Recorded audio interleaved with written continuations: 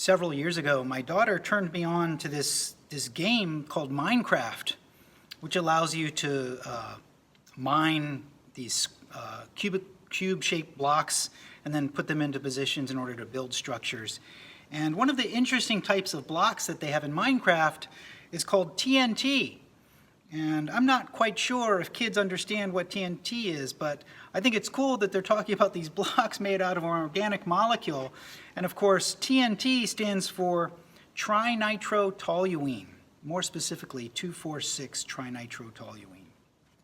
So what is it that makes trinitrotoluene such a useful explosive, a widely used explosive for munitions?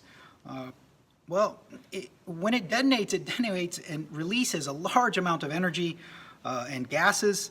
But what makes it useful is that it has a relatively low melting point, about 81 degrees below the melting point, the boiling point of water. And it doesn't explode when you heat it up to these temperatures. And that means that you can melt solid TNT and then pour it into munitions, pour it into artillery shells or bombs, and then allow it to reharden. And so that makes trinitrotoluene particularly useful. Now, how do you get trinitrotoluene? You get trinitrotoluene by using the types of synthetic transformations that we're learning in this chapter. So let's go ahead and take a look at those reactions, and we can go into a little bit more detail than we go into with the lectures on nitration of benzene rings. Now, trinitrotoluene obviously comes from toluene. You need to know the structure of toluene. This is one of the molecules they introduce you to in this chapter, and it is a common solvent. You can buy cans of toluene at your local hardware store, use it to clean off greasy stuff. Now, if you expose toluene to these nitration conditions that I introduced you to on Friday, it will put one nitro group at one of two different positions. It will either put it here at this position next to the methyl group or on the opposite side of the benzene ring from the methyl group. We're going to talk later in this chapter about how you would know exactly where those nitro groups end up. That'll be a big theme for this chapter, but just take it as a given for now that you get a mixture of these two nitro aromatic compounds. Now, if you want to put a second nitro group on toluene, that's not easy, because the first nitro group deactivates the benzene ring. It makes it slow to react and slow to undergo further aromatic substitution. So if you want to add a second nitro group, then you have to use higher temperature and you have to use more concentrated nitric acid. So the conditions are harsher to get that second nitro group on there. But when you amp up those conditions, you can get a second nitro group, and so you get another mixture of doubly nitrated aromatic rings, of doubly nitrated toluenes. And if you want to put a third nitro group on there, you've really got to increase the aggressiveness of the reaction conditions, because now it's each ring is doubly deactivated by two nitro groups. And so you have to go to even higher temperature, kind of scary, 110 degrees, and you have to add a dehydrating agent. We'll see later that this nitration event releases water, and you've got to soak that water up by putting some sulfur trioxide in the reaction mixture. So if you use all of those tricks, you can get three nitro groups on benzene rings. They all end up at these positions that I've shown here, the 2 position, the 4 position, and the 6 position of the toluene ring. And that's how you synthesize trinitrotoluene industrially for use as an explosive.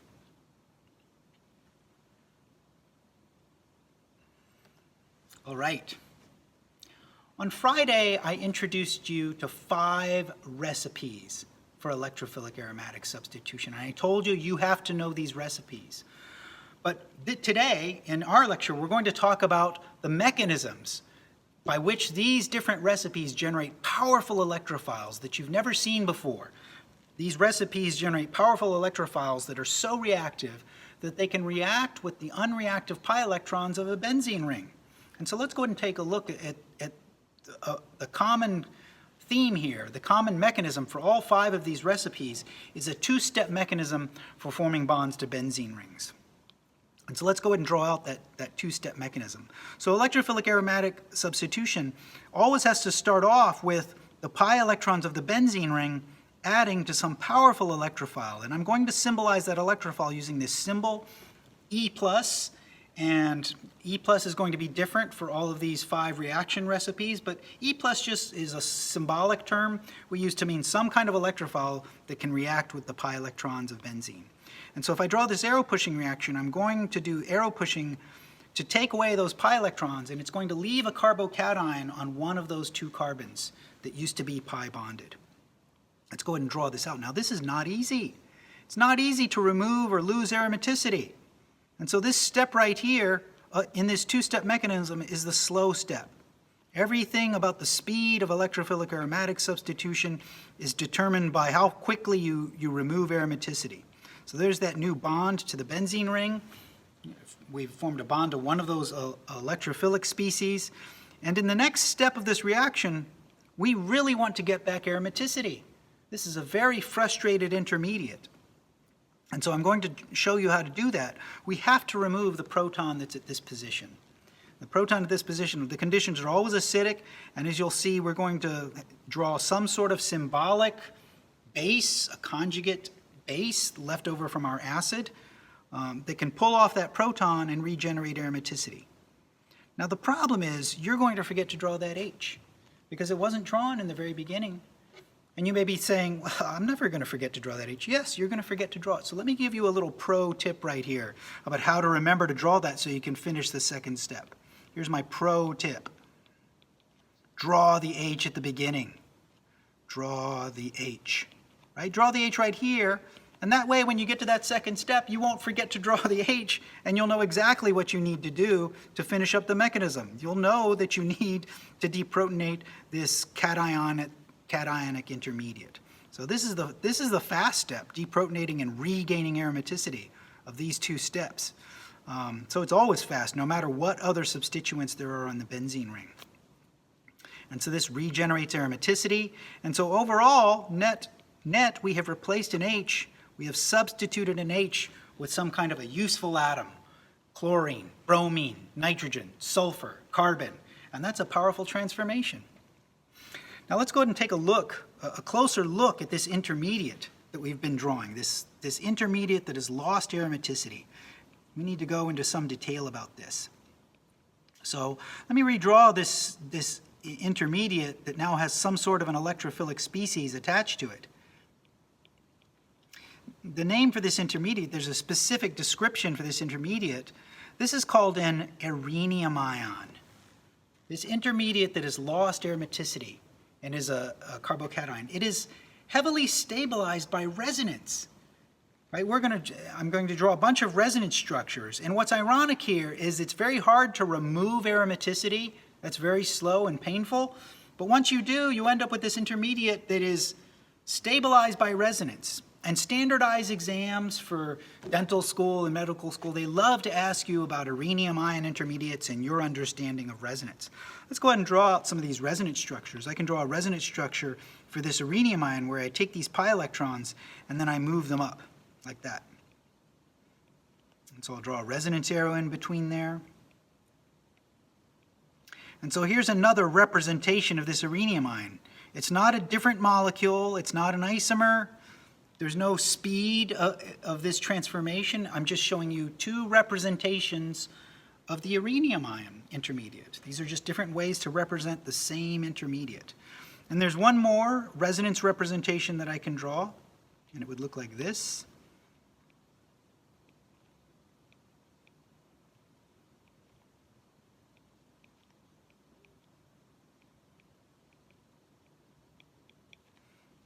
Now, all of these Arenium ion resonance structures, no matter how I depict it, they want to regain aromaticity.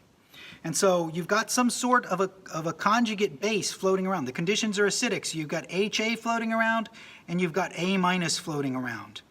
Now, the key thing that you have to remember when you see an Arenium ion is do not attack the carbocation. Don't attack the carbocation. You're going to feel like, after learning all about SN1 and SN2, mainly SN1 and E1, you're going to feel like, oh, I've got to attack that carbocation center. Do not do that. You won't get back aromaticity if you attack the carbocation center of an Arenium ion. In order to regain aromaticity, there's only one way to do that, and that's to deprotonate next door like this. That's how you get back aromaticity on an Arenium ion. Now, you'll see as I go through these arrow pushing mechanisms, let me try to highlight this. Sometimes I make my arrows end on the atom, whereas the book and many people will make their arrows end in the middle of the bond. So let me draw that out in a different pen color here. Maybe I'll use this stunning orange color. Sometimes people like to draw these out where you end in the middle of the bond. That's okay. Either way is okay. They mean the same thing, but just be precise. Either end that arrow right there on that carbon atom, or else end that arrow right in the middle of that double bond. As long as you're precise about how you do that. Don't be wishy-washy and draw it halfway in between the two. So that's the correct way to use arrows. But I tend to favor this way of making the arrows end on the atoms where the empty orbital is centered. But they're both okay, and you'll see both of those.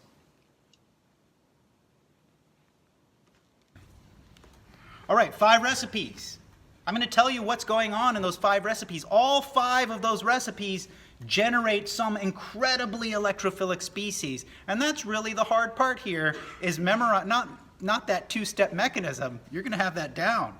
What's hard here is memorizing what is the mechanism that, for each of these recipes, that generates a highly electrophilic species. So let's go ahead and start off with halogenation. Remember that for halogenation, we use this mixture of ferric tribromide and bromine, Br2. You can do the same thing with FeCl3 and Cl2. So all the arrow pushing would be the same. So remember this recipe. You take a benzene ring, and you add Br2 and FeBr3, and you can make a carbon-bromine bond. And that is so valuable. That is such a valuable transformation. Why is it valuable? It is not valuable because we can substitute this bromine. We can't do that. We can't ever do SN2. We can't ever do SN1.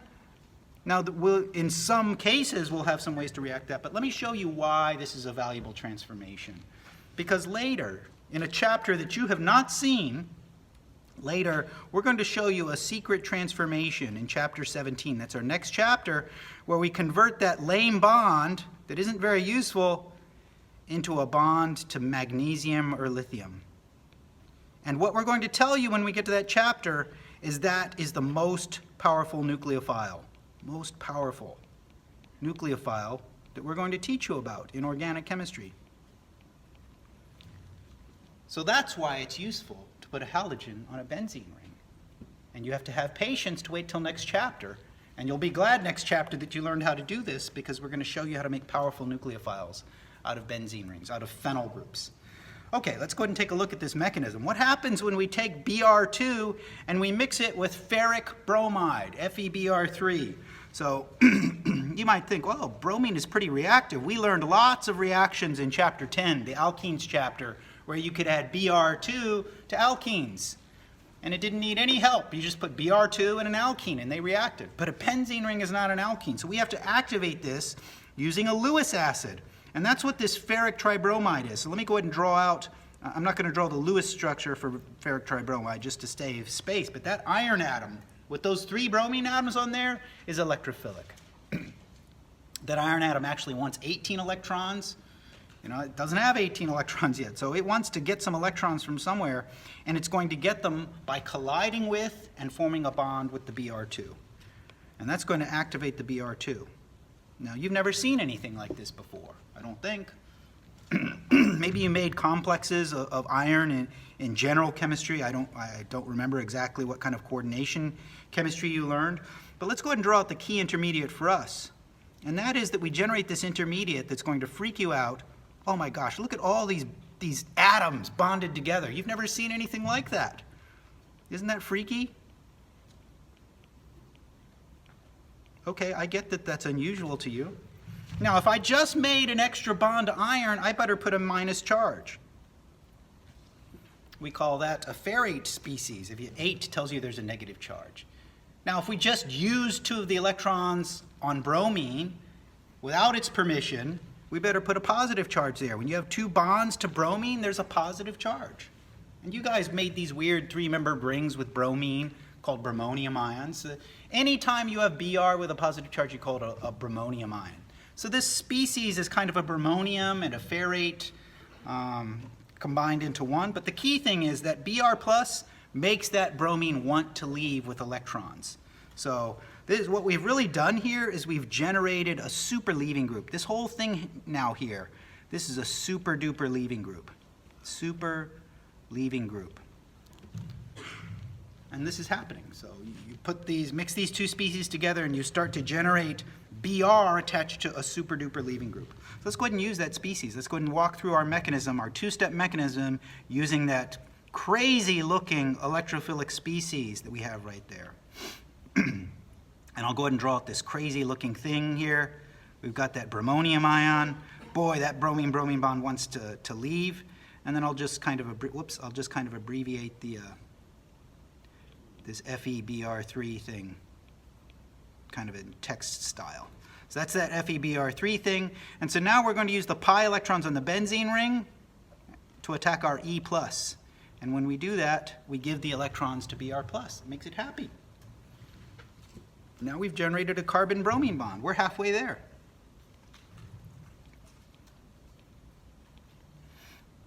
And this intermediate is called an Arenium ion. Remember that? There's our carbon-bromine bond. Now, some species in there is going to deprotonate.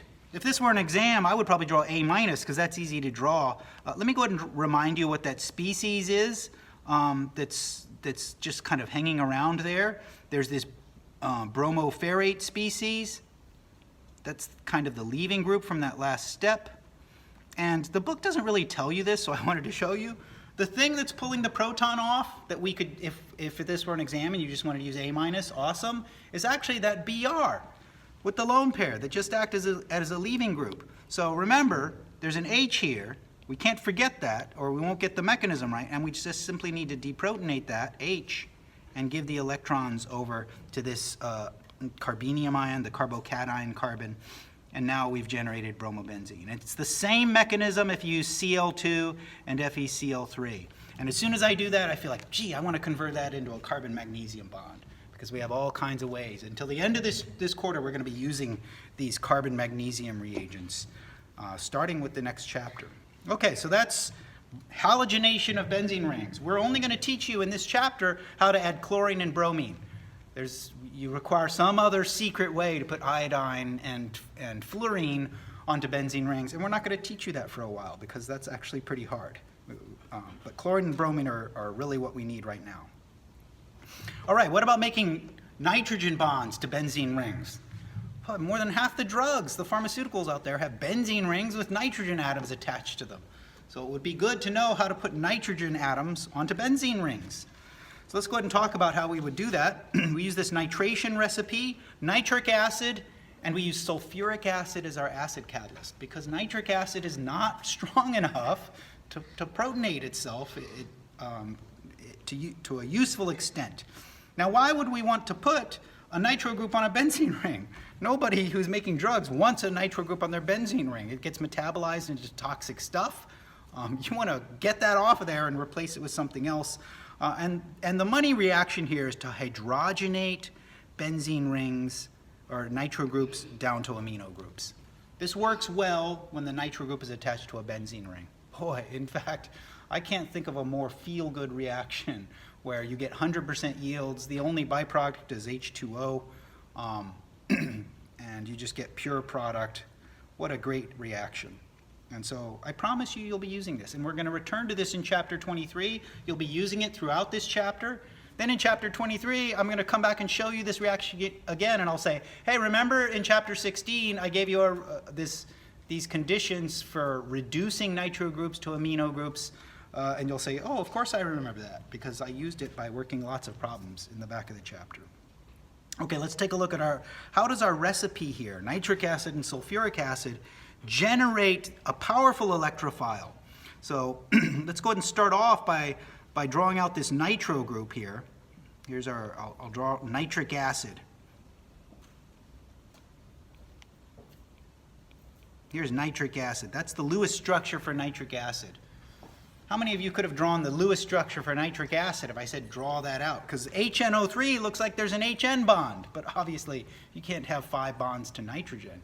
The H is attached to an oxygen atom, and you have to get the charges right. There's no way to draw this correctly without the charges on there. Now, when you treat this with an acid, you couldn't guess this. Somebody like me has to come along and show you. If you treat nitric acid with an even more powerful acid, you protonate it. And so where do you think you're going to protonate that?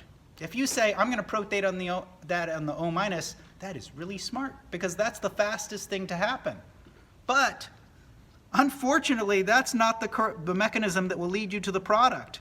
The mechanism that will lead you to the product is not the fastest thing to happen, so don't bother protonating the O minus.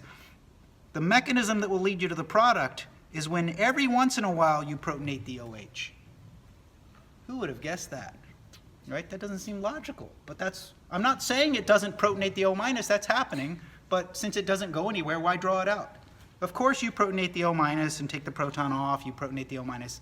We're going to draw the steps that lead to this E plus electrophile. So let's go ahead and draw out the next species that we get in our mechanism here. And so the next species that we get in our mechanism looks like this.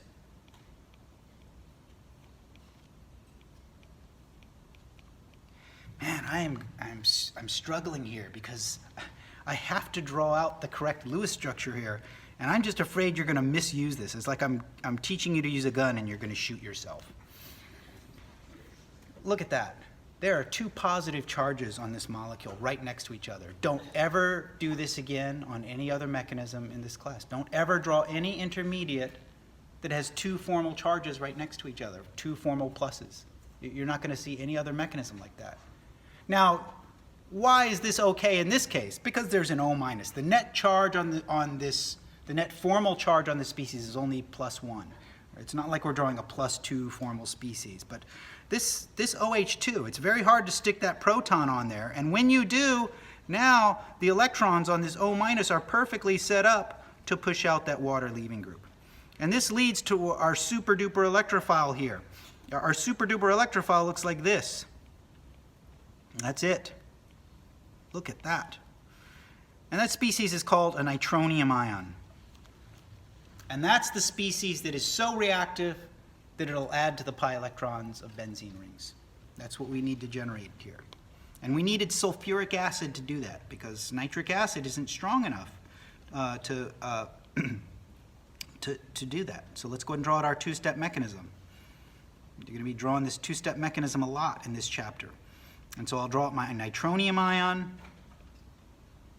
Isn't that weird? You've never seen a nitronium ion before. And what would happen if you had an alkene? It would add easily to an alkene, but we don't need to do that. So, but this is the kind of super crazy reactive species that we need to generate if we want to make bonds between benzene rings and nitrogen. Now, again, we're going to use those pi electrons on the benzene ring, and that's going to disrupt aromaticity. That's not happy. There's our carbon-nitrogen bond.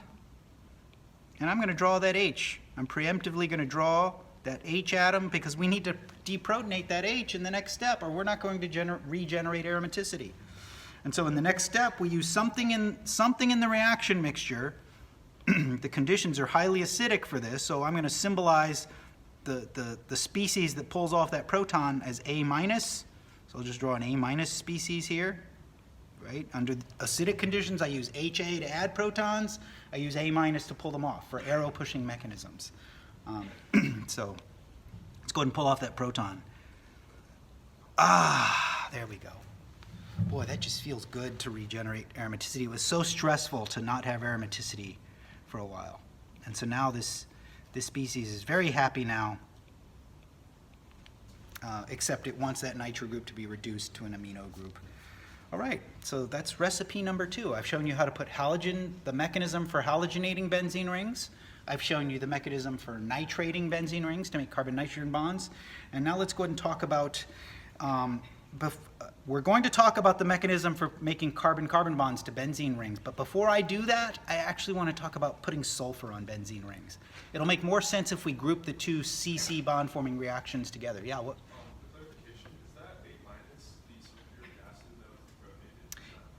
Yeah, the question is, what's that A minus? It is the bisulfate.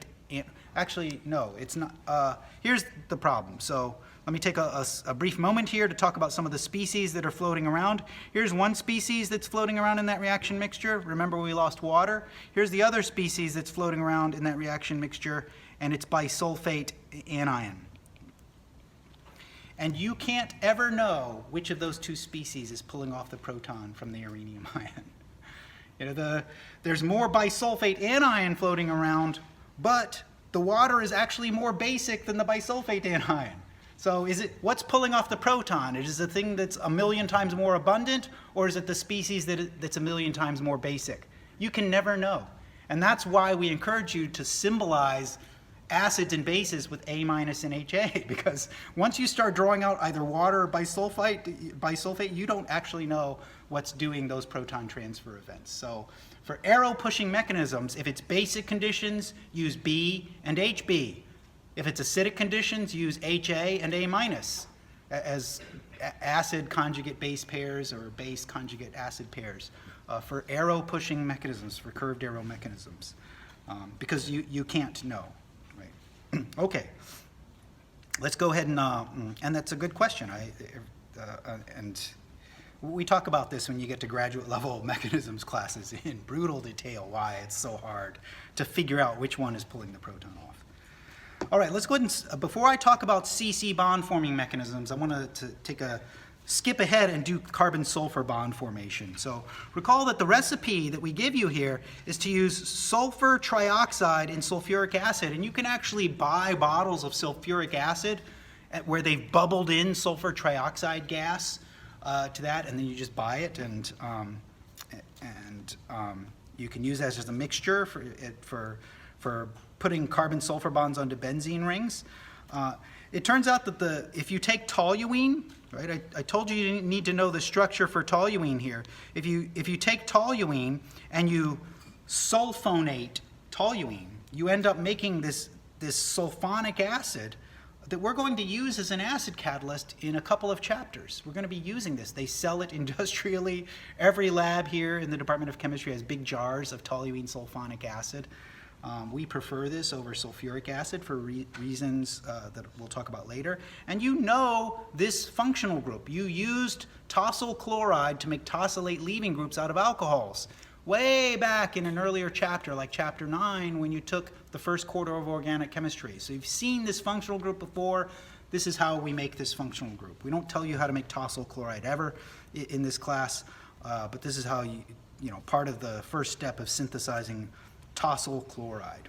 Okay, let's walk through the mechanism. What happens if I take sulfur trioxide and I put it in with sulfuric acid? You know what's going to happen. Sulfuric acid is going to protonate it somehow.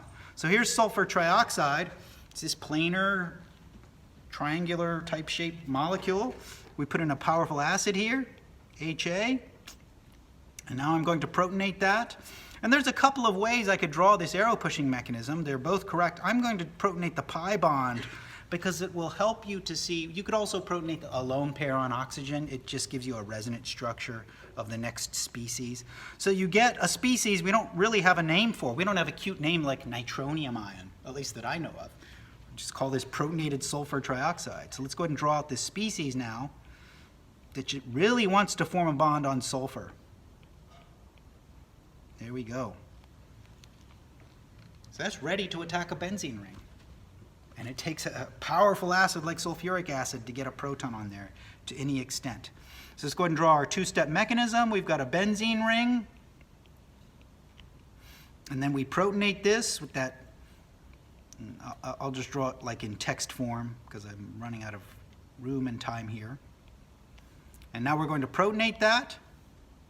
We're going to attack the benzene ring using that protonated sulfur trioxide, and we generate an Arenium Ion Intermediate.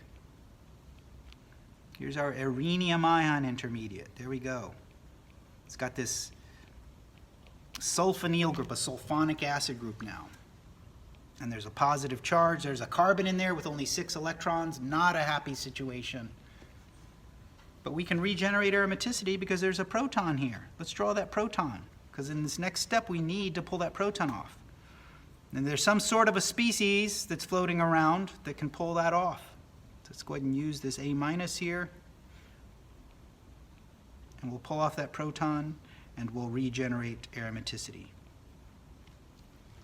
Now, you might notice that I'm ending my arrows on this carbon atom instead of ending them where I form a double bond. Those are both okay.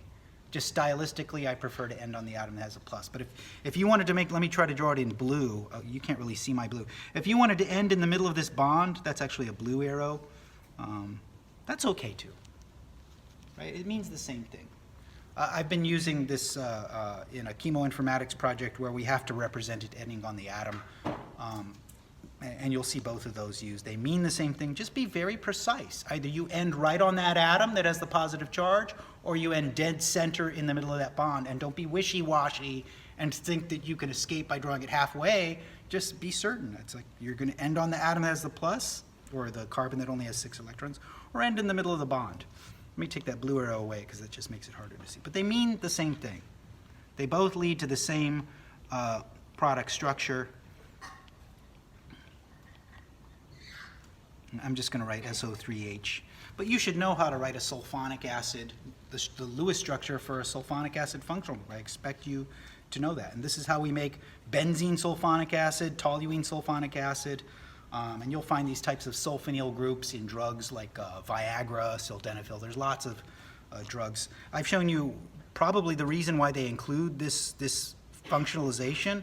I mean, we have ways to put lots of electrophiles onto benzene rings. Why do they take the time to make one of their recipes forming carbon-sulfur bonds? And I think it's because one of the first synthetic drugs that was developed back in the 1930s, where synthetic organic chemists stepped in and said, we're going to make something more powerful than nature, was this class of drugs called sulfa drugs.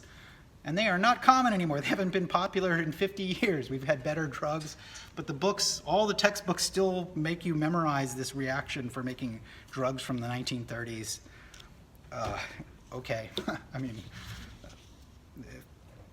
it is what it is, and that's the kind of thing they might expect you to know on some kind of a standardized exam.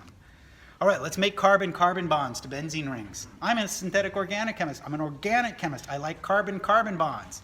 If I'm putting bromine on a benzene ring, I probably want to convert that into a carbon-carbon bond. So let me show you a reaction that directly makes carbon-carbon bonds to benzene rings. We take this species that is going to be the superstar of this quarter, and that species is called an acyl chloride or an acid chloride. We have used 2 descriptive names for that. And we are going to be using the heck out of acid chlorides and acyl chlorides this quarter. In this case, to make this bond, we use a Lewis acid, aluminum trichloride. That's our Lewis acid that we need here to make this bond. So let's go ahead and walk through and see how does this recipe of an acid chloride, an acyl chloride plus aluminum trichloride makes a super powerful electrophile. So we're going to go ahead and start off here by,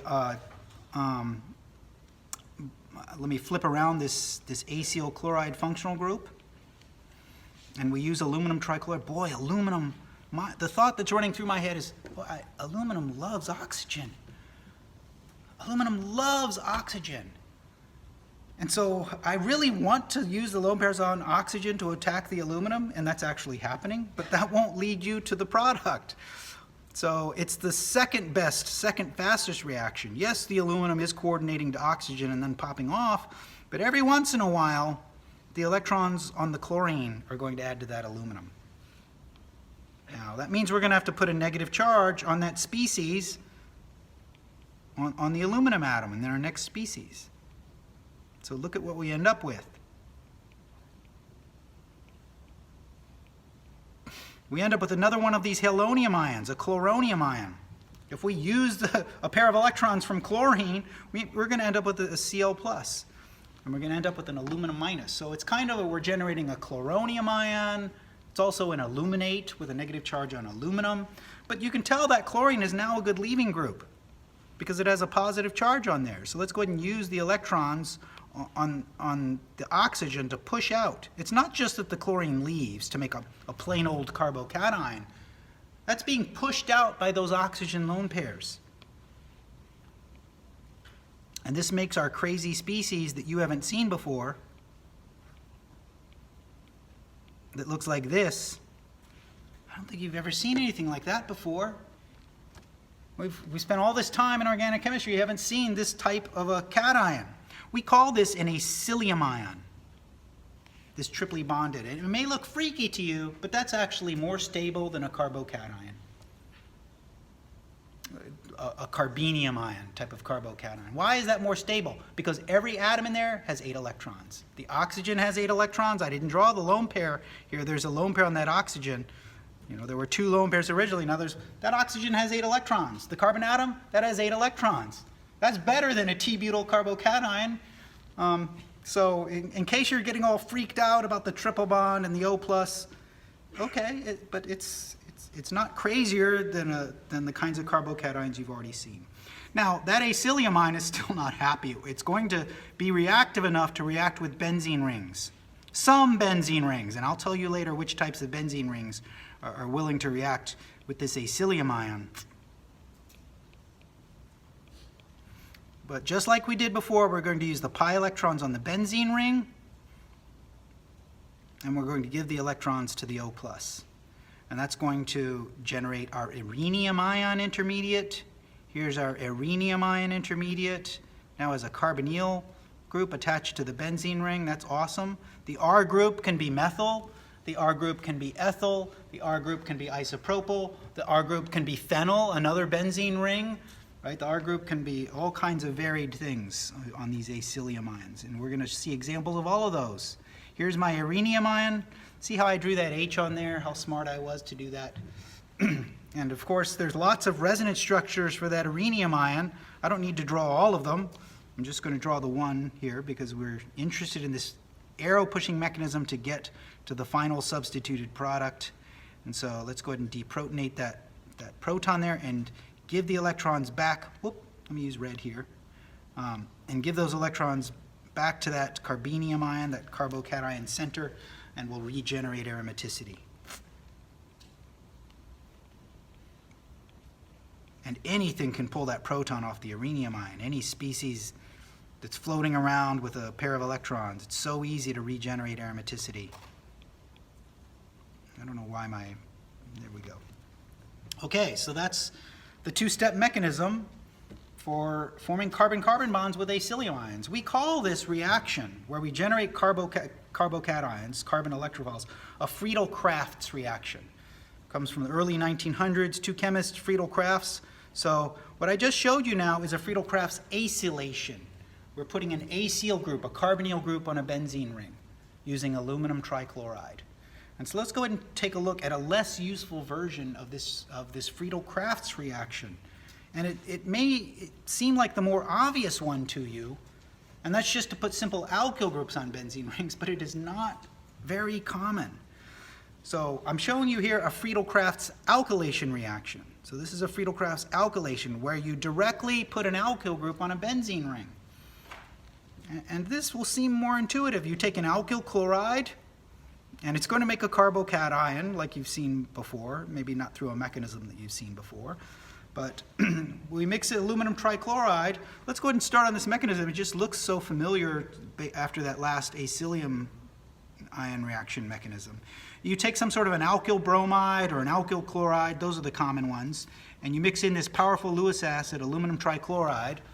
I mean, there's only one type of lone pair in these molecules. So in this case, it's on the chlorine. If you had an alkyl bromide, the electrons would be on the bromine. You're going to coordinate to make a chloronium ion. In this case, that Lewis acid, the aluminum trichloride, acts as a Lewis acid. Whoops, I forgot my chlorine atom. Getting too excited there.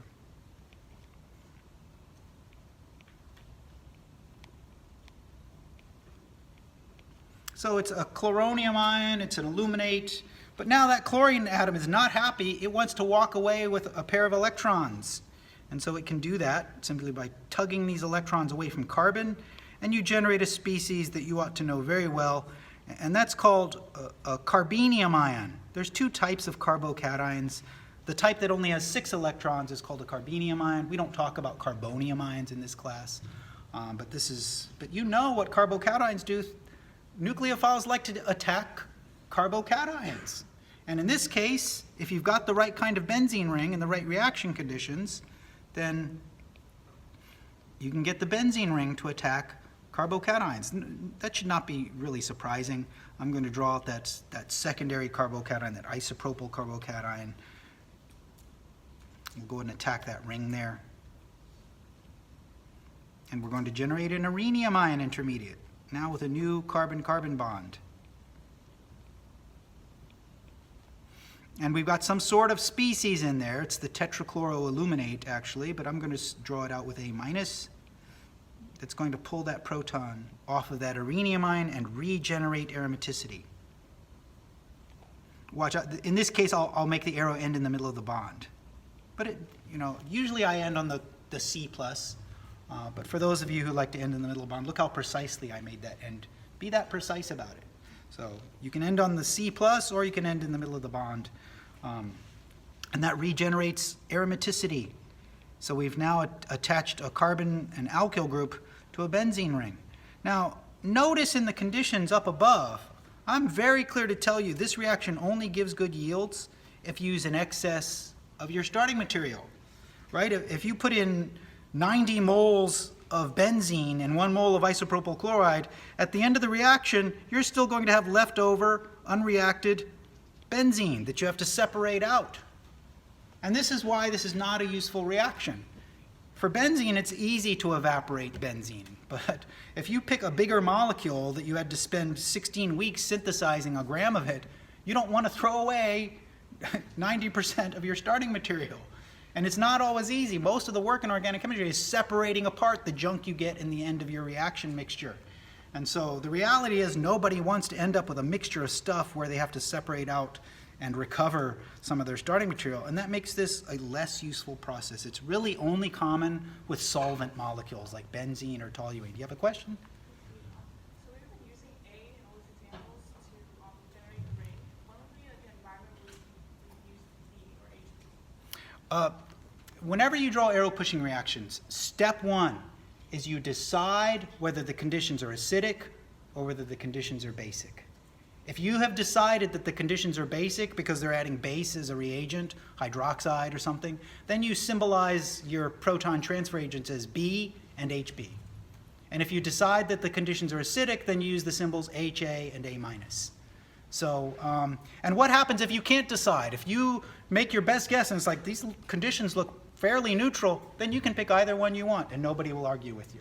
So, but the problem is you oftentimes don't know the exact species, and you cannot know the exact species that's pulling off the proton. So rather than drawing something that's wrong, for arrow pushing, like these curved arrow mechanisms, we encourage the use of these symbols, HA and A-, or B and usually HB plus is the. All right, so we've covered now the 5 recipes. I want to show you one more version of Friedel-Crafts Alkylation that doesn't involve aluminum trichloride, because you already know how to form carbocations. You spent a whole quarter learning about carbocation chemistry. Actually, this comes from chapter 10 on alkenes, right? There's lots of reactions of alkenes that go through carbocation intermediates. So if we take an alkene and we add an acid here, right, that acid, sulfuric acid, can protonate the alkene to make a carbocation. And so you learn a bunch of reactions where chloride will attack the carbocation, where water will attack the carbocation. But in this case, if you just have a bunch of benzene floating around, you can make carbocations using powerful acids like sulfuric acid and alkenes. And if you wanted this to work well, you'd have to use an excess, and you would have to write that to make it clear that and we'll talk about what's some of the issues that occur when you if you don't use the excess. So in this reaction, you're protonating, right? So in theory, we shouldn't, whoops, let me go ahead and draw that arrow in red. We're protonating the alkene. You should already know that you can protonate alkenes with powerful mineral acids. Here's the arrow pushing mechanism. Remember, you protonate alkenes to give the more stable carbocation. So let's go ahead and draw out that carbocation. In this case, you protonate the less substituted carbon, and that leaves the carbenium center, the carbocation center, with the more substitution leads you to the tertiary carbocation. And I'm not going to draw this whole arrow pushing mechanism here. It's the same one that I've been showing you. I'll just draw the first step, right? And then there's this 2-step mechanism for electrophilic aromatic substitution. Now, it's not that useful if you have to use a big excess of one of the reagents and then typically you throw it away at the end of the reaction. Let me show you another reason why this is a very cumbersome reaction to use. And I'm just going to bring back some bad memories here and tell you that for a lot of different alkyl chlorides, if you try to make carbenium ions, carbocations, like we use aluminum trichloride here, and we try to make a carbocation, that carbocation is going to do 1,2 rearrangements to make more stable. If you can rearrange a carbocation to make more stable carbocations, in this case, migrating a methyl isn't really going to lead you to the best carbocation. Migrating the hydride will lead to a tertiary carbocation. So that's the fastest 1,2 shift. So you've already learned about 1,2 shifts, and these shifts are faster than attacking benzene rings. So if you started with this thing called isobutyl chloride over here, you couldn't put an isobutyl group on a benzene ring. The carbocation intermediate, the primary carbocation, will very rapidly do a 1,2 shift to give you a tertiary carbocation. And that's what's going to attack the benzene ring. Boy, that's frustrating. And it's a pain in the rear.